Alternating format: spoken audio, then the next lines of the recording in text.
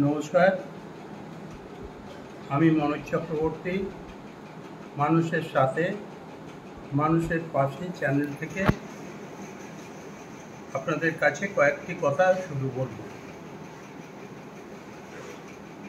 আপনারা প্রত্যেকেই জানেন এবং ভালোভাবে ওয়াকিবহাল হয়েছেন মহামান্য অ্যাপেক্স কোর্ট রাজ্য সরকারি কর্মচারী, আধা সরকারি কর্মচারী, শিক্ষক, শিক্ষাকর্মী এবং পেনশনভোগীদের ক্ষেত্রে একটা রায় দিয়েছেন মহার্ঘ ভাতাকে কেন্দ্র করে, যে অবিলম্বে 25% ডিএ, যেটা পঞ্চম বেতন কমিশনে এদের প্রাপ্য ছিল, রাজ্য সরকার দেননি, সেটা দিয়ে দিই। এইখানে দাঁড়িয়ে অনেক বিভ্রান্তি হয়েছে, অনেক ঘাত প্রতিঘাত সংঘাতের মধ্যে দিয়ে অন্তত 6টি ক্ষেত্রে রাজ্য সরকার মহামান্য আদালতে গিয়েছেন এবং যাওয়ার পর রায় গিয়েছে সরকারের বিরুদ্ধে। অর্থাৎ ডিএটা যে একটি অধিকার, দ্রব্যমূল্য বৃদ্ধিজনিত ক্ষতিপূরণ, এটা মহামান্য আদালত কলকাতা হাইকোর্ট প্রতিটি ক্ষেত্রেই রায় দিয়েছে। ডিভিশন বেঞ্চেও দিয়েছে, সিঙ্গেল বেঞ্চেও দিয়েছেন এবং সর্বদিক থেকে যখন ডিএটা প্রাপ্য হয়েছে তখন রাজ্য সরকার এর বিরুদ্ধে অ্যাপেক্স কোর্ট অর্থাৎ মহামান্য সুপ্রিম কোর্টের দ্বারস্থ হয়েছে এবং 1.5 মাসের মধ্যে সুপ্রিম কোর্ট 25% ডিএ দিতে বলেছেন। এখন ঘটনা হচ্ছে, কপিল সিব্বাল কিংবা অভিষেক মনু সিংভি তাদের যুক্তি হলে এই ডিএ যদি দেয় রাজ্য সরকার, তাহলে তাদের কোমর ভেঙে যাবে সরকারের অর্থনৈতিক দিক থেকে। আমার প্রশ্নটা ঠিক এখানে, ভারতে একটি সংবিধান আছে এবং সেই সংবিধান অনুযায়ী পঞ্চদশ সমসম্মেলন হয়েছিল এবং সেই সমসম্মেলন থেকে শুরু করে আজ পর্যন্ত প্রতিটি রাজ্যে সরকারিরা দ্রব্যমূল্য বৃদ্ধিজনিত ক্ষতিপূরণ পান এবং কেন্দ্রীয় হারে মহার্ঘ ভাতা পান। ব্যতিক্রমী রাজ্য আছে, কিছু ছোট রাজ্য আছে, বড় রাজ্যের মধ্যে পশ্চিমবাংলা অন্যতম। ত্রিপুরা দেয় না, পশ্চিমবঙ্গ সরকার দেয় না এবং আরও কয়েকটি ছোটোখাটো রাজ্য আছে যেখানে অনেকে দিয়ে দিলেও তারাও দেয় না। এই ব্যতিক্রমী সিদ্ধান্তটাকে পরিবর্তন করার জন্য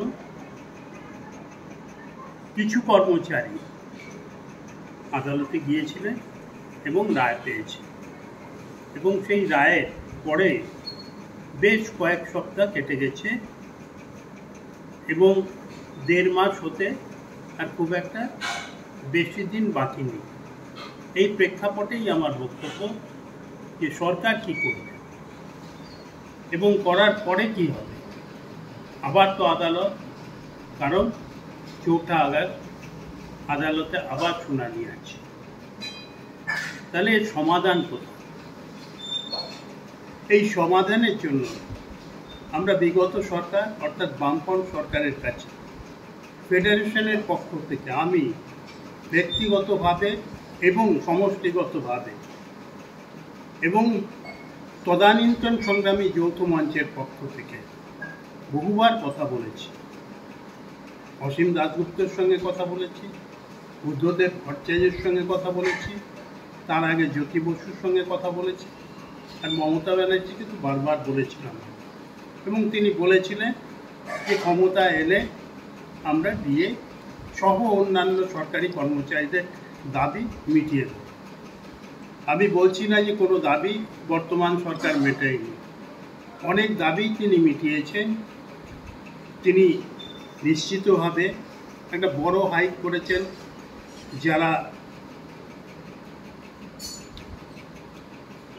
ইয়ে পান, এলটিসি পান, তাদের ক্ষেত্রে ফরেনে, এবং যারা বোনাস পান তাদের ক্ষেত্রে বড় রকমের ইয়ে করেছেন। ছুটির প্রশ্নে তিনি তাৎপর্য করেননি এবং অন্যান্য অনেক সুযোগ সুবিধা দিয়েছেন। কিন্তু যেটা সবচাইতে বেশি প্রশ্ন ছিল আমার কাছে বা আমাদের কাছে, আপামর সরকারি কর্মচারী, শিক্ষক এবং শিক্ষাকর্মীদের কাছে, পেনশনারদের কাছে, যে ডিএটা কি।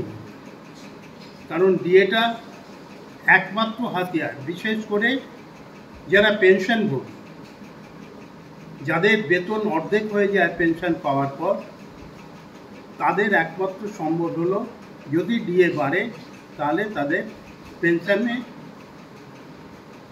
রিলিফ পিরিয়ডটা বাড়ে, ডিয়ারনেস রিলিফ পেলে। তো সেইখানে একমাত্র সলিউশন হলো যে ডিএ স্ট্যান্ডিং অর্ডার বা ডিএ নির্দেশনামা, স্থায়ী আদেশনামা, এইটাই একমাত্র সমাধান। সরকারের বিরাট শক্তি, অর্থনৈতিক দিক থেকে, প্রশাসনিক দিক থেকে তাদের কাছে আদালত কোনো ব্যাপার নেই। কোটি কোটি টাকা খরচ করে সরকার যেতে পারবে, কিন্তু সাধারণ কর্মচারীরা যতই টেনাসিটি দেখান, তাদের কিন্তু এই শক্তিটা নেই, অর্থনৈতিক দিক থেকে তারা দুর্বল। তাই আমি সরকারের কাছে আবেদন করব যে ডিএ স্ট্যান্ডিং অর্ডারটা আপনারা বের করুন, এবং ডিএ স্ট্যান্ডিং অর্ডার থাকলে এই বিতর্কে শেষ হবে, আদালতের ঝামেলা থেকে সরকারি কর্মচারী মুক্তি পাবে এবং সরকারকেও কোটি কোটি টাকা আদালতে খরচ করতে হবে না। এইটুকুই আজকে আপনাদের বক্তব্য। যদি আমার কথা ভালো লাগে, আমাদের চ্যানেলকে ভালো লাগে, সাবস্ক্রাইব করবেন এবং নিশ্চিতভাবে লাইক দেবেন। এটাই আমার আবেদন আপনাদের কাছে। ধন্যবাদ।